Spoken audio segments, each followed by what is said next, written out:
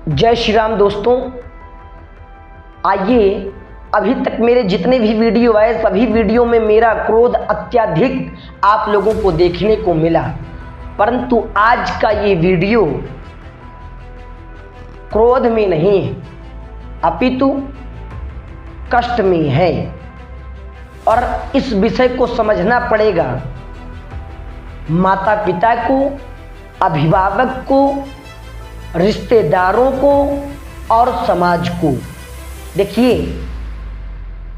युवा जो गलत रास्ते पर जा रहे हैं, वो लड़का हो या लड़की हो, कोई भी हो, उनको सुधारने का दायित्व तो समाज का, माता पिता का, अभिभावक का, सबका है। और जो बिगड़ रहे हैं, गलत मार्ग पर जा रहे हैं, उनको स्वयं में भी सुधार करना पड़ेगा। ये बात तो हो गई उन युवाओं की जो बिगड़ रहे हैं, गलत संगतों में पड़ रहे हैं। परंतु आज का वीडियो उन युवा वर्ग के लड़के और लड़कियों के लिए है जो निरंतर संघर्ष कर रहे हैं, निरंतर माता पिता का नाम बढ़ाने के लिए कार्यरत हैं, फिर भी माता पिता, अभिभावक, समाज के लोग कोई भी उनको अच्छा नहीं कह रहे हैं, कोई भी उनका समर्थन नहीं कर रहे हैं। हम देख रहे हैं जो हमारे बालक और बालिकाएं हैं वो 12वीं कक्षा तक तो इस दबाव में रहते हैं कि हमें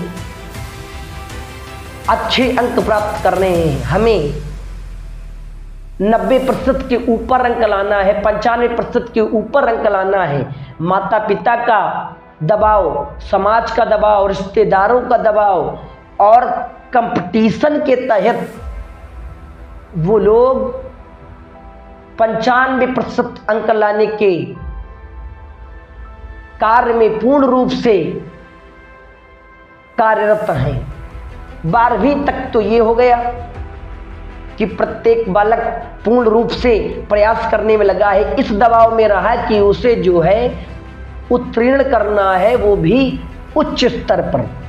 12वीं तक समझ में आ गया। अब 12वीं के बाद जिनके माता पिता अपने बच्चे और बच्चियों को पढ़ाने में सामर्थ्यवान हैं, वो अपने बच्चों को तैयारी करने के लिए भेज देते हैं, प्रिपरेशन करने के लिए भेज देते हैं, कोचिंग करवाते हैं। और जिन माता पिता के बाद पास इतनी संपत्ति नहीं है, वो अपने बच्चों को आगे की शिक्षा नहीं दे पाते हैं, तो बच्चे स्वयं कार्य करते हैं, स्वयं नौकरी करते हैं और नौकरी करके जो भी थोड़ा बहुत पैसा कमाते हैं उससे आगे की पढ़ाई भी करते हैं और अपने घर का भी खर्चा चलाते हैं। अब देखिए, यहाँ पर 2 वर्ग हो गए। एक वर्ग तो ये हो गया जिनके माता पिता सक्षम है, वो अपने बच्चों को आगे की शिक्षा दिलवा रहे हैं, आगे की तैयारी करवा रहे हैं। और एक वो हो गए जिनके माता पिता की सामर्थ्य नहीं है, परंतु बच्चे स्वयं मेहनत करके, नौकरी करके, पार्ट टाइम जॉब करके पढ़ रहे हैं, तैयारी कर रहे हैं आगे बढ़ने के लिए। तो पहले बात करते हैं जिनके माता पिता सामर्थ्यवान है, अपने बच्चों को पढ़ा रहे हैं। देखिए, जिस समय आपका बच्चा प्रिपरेशन कर रहा है, तैयारी कर रहा है, तो माता पिता का बड़ा दबाव, कितने अटेम्प्ट्स दे लिए आपने, फिर भी कोई सिलेक्शन नहीं हो रहा है, फिर भी तुम कहीं सेलेक्ट नहीं हो पा रहे हो। तो देखिए, इस पर आप अपने बच्चों पर दबाव न बनाएं। आपको तो लग रहा है कि आपका बच्चा पूर्ण रूप से स्वतंत्र है, कोई कार्य नहीं कर रहा है, केवल पढ़ाई के नाम पर दिखावा कर रहा है। नहीं, वो ऐसा क्यों करेगा?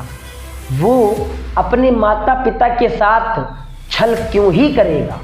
और जिसको अपने माता पिता के साथ छल करना है, वो माता पिता की एक भी बात नहीं मानता है। वो 12वीं तक में ही समझ में आ जाता है कि हमारा बालक, हमारी बालिका किस दिशा की ओर बढ़ रहे हैं। आपका बालक बाहर रह करके तैयारी कर रहा है, माता पिता फोन करके पूछ रहे हैं बच्चे से कि भोजन किया। अब उस बालक ने भोजन किया हो, भोजन बनाया हो या ना बनाया हो, माता पिता को चिंता ना हो जाए, माता पिता कहीं हमारी बात को सुन करके पीड़ित न हो जाए तो बालक झूठ ही बोल देता है कि भोजन कर लिया।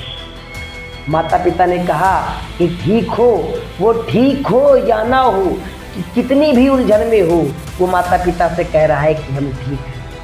वहीं पर 4 रिश्तेदार माता पिता के पास जा रहे हैं, कह रहे हैं आपका बच्चा तो इतने लंबे समय से तैयारी कर रहा है, इतने लंबे समय से पढ़ रहा है, फिर भी आपके बच्चे का कहीं कोई सिलेक्शन नहीं हो रहा है।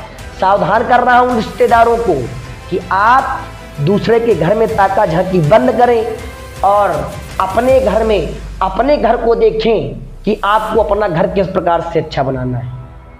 आप जिन माता पिता को भड़काने जा रहे हो, जिस बच्चे के प्रति आपको अगर एक दिन उस बच्चे का जीवन जीना पड़ जाए तो आपको समझ में आ जाएगा कि बालक और बालिकाएं जो तैयारी कर रहे हैं उनका जीवन कितना कठिनतम है, कितना कठिन है उनका जीवन, पर लोगों को समझ में नहीं आ रहा। वही बालक तैयारी कर रहा है, तैयारी करने के साथ सभी प्रकार की उलझनों को ले रहा है, रिश्तेदारों की उलझनें सुन रहा है, रिश्तेदारों के ताने सुन रहा है, घर के ताने सुन रहा है, समाज के ताने सुन रहा है, फिर भी वो बालक शांत है। और आप लोग कह रहे हैं कि वो लोग बड़े खुश हैं, प्रसन्न है, उनको कोई किसी भी प्रकार की चिंता नहीं है। अरे आपको पता नहीं है, आप जिस दिन उस युवा का दर्द समझ जाएंगे, आपको पूर्ण रूप से एहसास हो जाएगा कि युवा कितनी मेहनत कर रहा है और किस प्रकार के जीवन को जी रहा है। इसलिए मेरा सभी से निवेदन है जो आज के युवा के दर्द को नहीं समझ पा रहे हैं, चाहे वो समाज के लोग हों, चाहे वो रिश्तेदार हों, चाहे वो अभिभावक पीढ़ी हो, कोई भी हो, हमारा सभी से हाथ जोड़ करके निवेदन है कि आप अपनी संतान की पीड़ा को भी समझें, आप अपनी युवा समाज के बच्चों को भी समझें, उन्हें इस प्रकार का टॉर्चर देना बंद कर दें। हमारा सभी से विनम्र निवेदन है। वीडियो अच्छी लगे तो वीडियो को ज़्यादा से ज़्यादा शेयर करें। चैनल पर नए हैं तो चैनल को लाइक करें, चैनल को सब्सक्राइब करें और कमेंट करके अवश्य बताएं कि ये मेरा वीडियो उचित है या अनुचित। जय श्री राम।